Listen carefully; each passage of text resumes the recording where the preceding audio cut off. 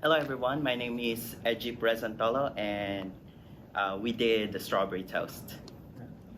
I'm Felix Aronson, and I directed Saba. I'm Jordan Martin. I'm the director of the music video Something. I'm Mercedes Silva. I narrated Goodnight, Mr. Vincent Van Gogh. My name is Eliana Silva. I also helped narrate Goodnight, Mr. Vincent Van Gogh. I'm Lindsay Doolittle. I wrote and directed Goodnight, Mr. Vincent Van Gogh. Hi, I'm Roberta. I played Alice in Kiss Me. I'm Adrian Contreras. I'm a writer and director for Kiss Me.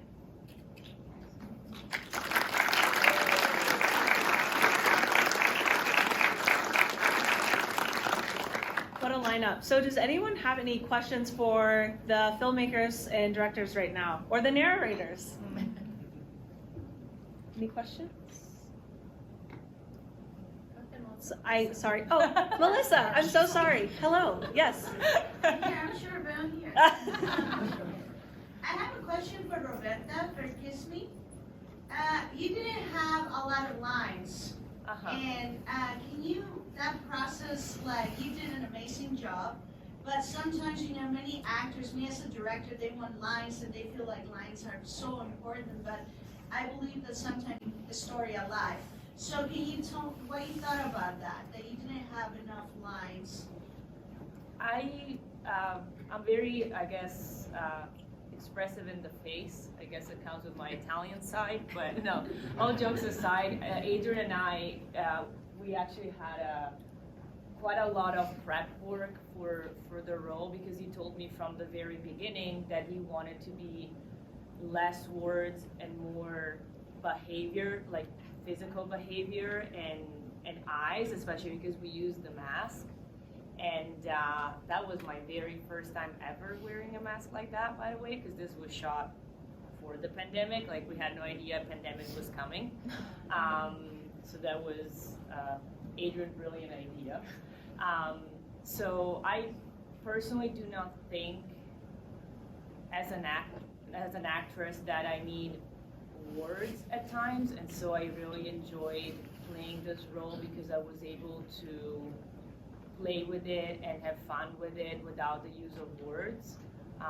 Also because I have an accent when I speak in English, and I am self-conscious about it. So whenever it's less words, for me it becomes automatically more fun, because I feel I can express myself without having to worry about, are they gonna get what I'm saying? You know, what about my accent? So that was something that we bonded on right away, and I think Adrian can speak more to the why we have less words, I guess. Yeah.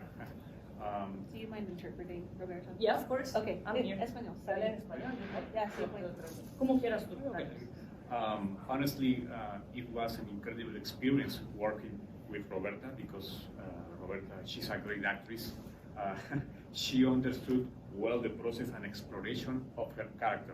And you know, fue increíble, it was incredible make this short film two months ago. Pandemic coronavirus, you know, was coincident, you know.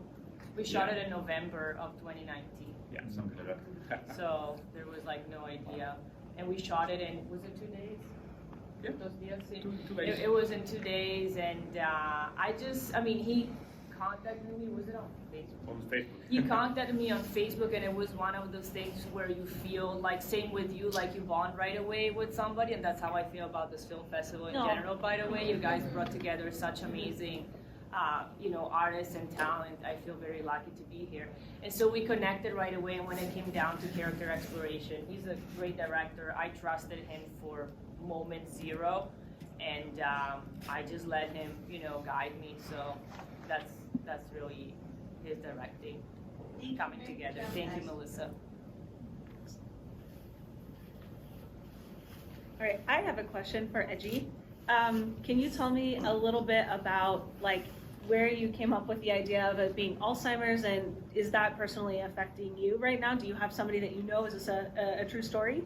Well, two things is, first, I work as a caregiver.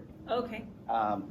Like 5 years ago. So, and then the other thing, I have I know family and friends that has it, and so they're telling me story about it. So that's kind of the inspiration came from, and also from my two grandmothers. It's always been them, and yeah, and sometimes I just miss them so much that I want to write something about them. Yeah. But yeah, at the same time, it's I'm sorry, I'm nervous. I'm sorry. Yeah, you're doing It's great. fear. Like, what if when we get older, like, do we have loved ones that has that much patience to take care of us? You know, so yeah, that's big. There. What's big? Yeah, you're good. Yeah. I can relate. I have a grandma with Alzheimer's, and yeah, it looks a lot like that, right? There's a lot of anger in there. Lindsay cried like 5 times during that film. Yes. Yeah. Felix, can you tell us how you? So Felix is a high school student in MA Sava, which is amazing. I love experimental film.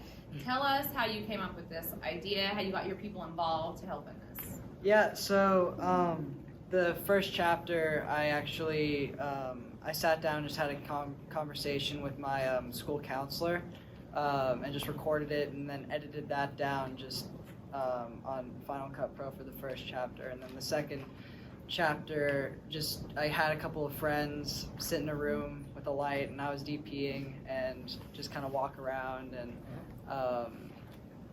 that's probably the most experimental part of the film, and that was just kind of me testing to see if I could really actually try that branch. And then the third chapter was something completely different before, and my MacBook just died. Like, I lost everything on it except for, so like I lost all the footage, everything, and the third chapter wasn't great.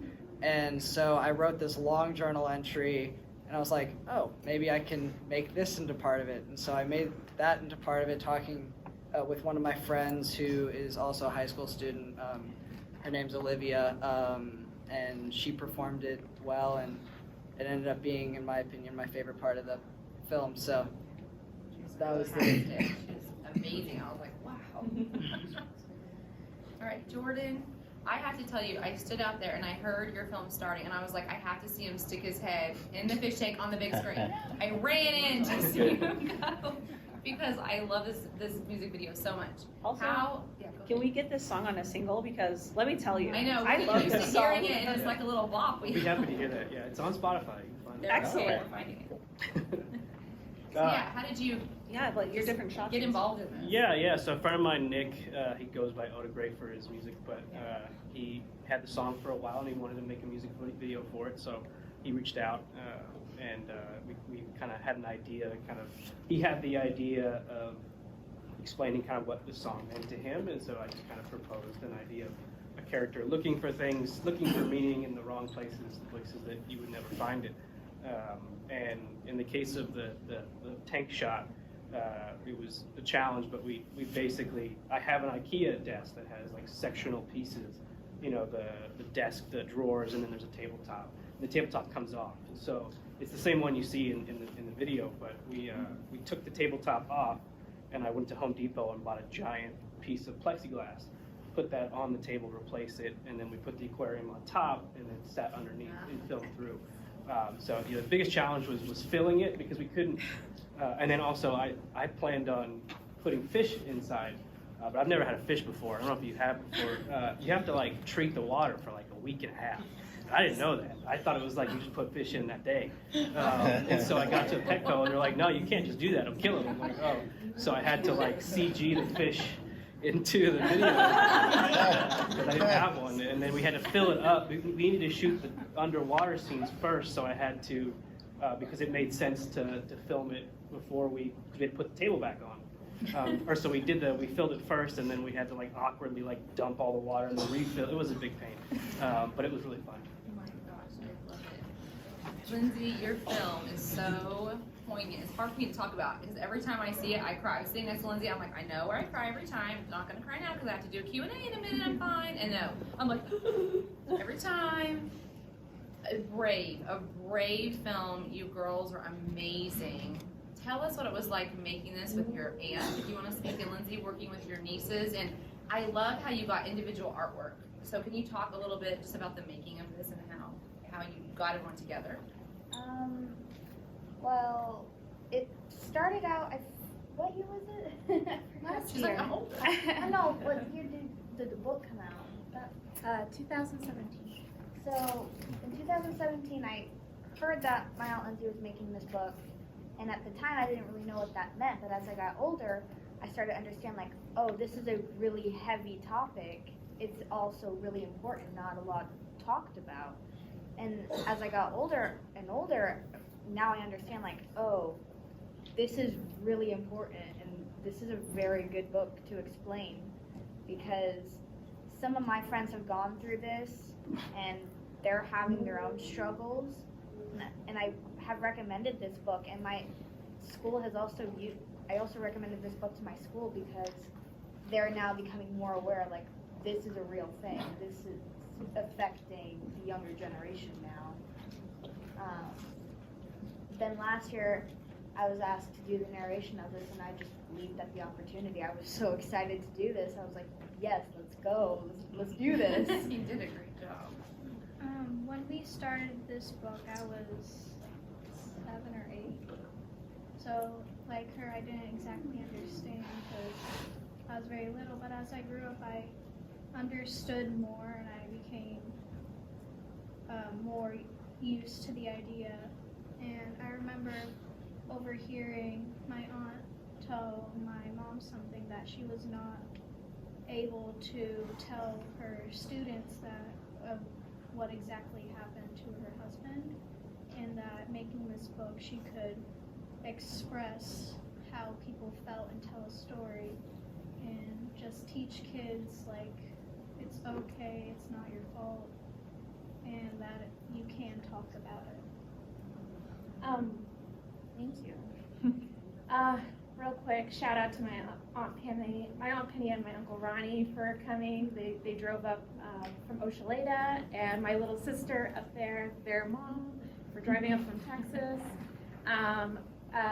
What people don't know is that from the animation, my late husband was a sergeant for the Kansas City, Kansas Police Department, and after he died, I found out that suicide was a very different kind of death. I was blamed, I was shunned, I was dismissed by the police department where I thought that they were going to be there for me. They weren't. And then my students wanted to know what happened to Officer Doolittle, who came and ate lunch with me. And I was told by my former principal that when I asked her if I could tell them at least he was just sick, because they were making up stories that he died in the line of duty, that he died in the fire, he got shot, and none of it was true. And she said I wouldn't even go that far. It made me feel very ashamed, very isolated. I didn't know what to say to my nieces and nephews. They were very little at the time. I joined the support group, SAS, and they were wonderful. Best gift I gave myself, because I was alone. I don't have any children, and I didn't know what to do. For the first time in my life, I was having thoughts as well of that I didn't want to be here anymore, and I was going down quickly. And this was my way of lashing out at the police department. This was my way of lashing out with my school district. This was full of love for my support group members and my family. So it was like a tornado of feelings. So I wanted to make sure everybody knew that has experienced a loss, that it's not their fault, and that they are definitely not alone, because there are so many different kinds of support groups that are out there for this specific kind of loss. Thank you so much.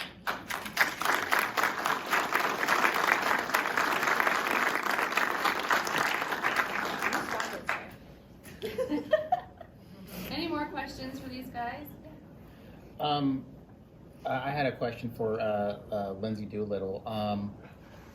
So I really thought it was interesting, you know, the tie-in with, you know, Vincent van Gogh and the artwork and everything. Like, what kind of spurred on that influence and that element, you know, in the story? Great question. Well, as an art teacher, I teach elementary students, kindergarten through 5th grade, and I woke up in the middle of the night. It took me 20 minutes to write this story because we as art teachers have an amazing opportunity to introduce brain health to our little ones. You know, we were in our curriculum, we're told to talk about Vincent van Gogh and recognize his artwork. So we're like showing these beautiful paintings, and like Starry Night, we're not saying where he was when he painted it. Or we're like, here's this picture after he's cut off his ear, but we're not explaining the why. And so I wanted to use his life to help open the dialogue for this conversation. Even with his death, that he died by suicide, you know, it's not talked about. Like all the other artists, it's like one death you can't talk about in the schools.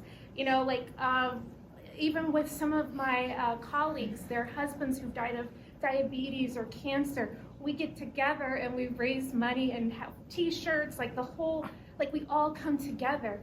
But suicide, when my husband died, there was nothing. And that to me is wrong. It felt really wrong. And I don't want anybody else to go through that. So that's. Thank you. Anyone else? Yeah. I just wanted to know about where the art came from, if it was from students or like the origins of the art. Those were all the support group members. I came in one night to my support group meeting and I asked them, hey, I have this idea, who wants to be involved? And I gave them the story and I said you would illustrate the pictures.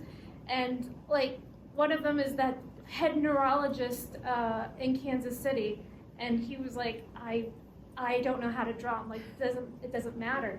It's the meaning for your son's death. Like you want to do something, let's do something.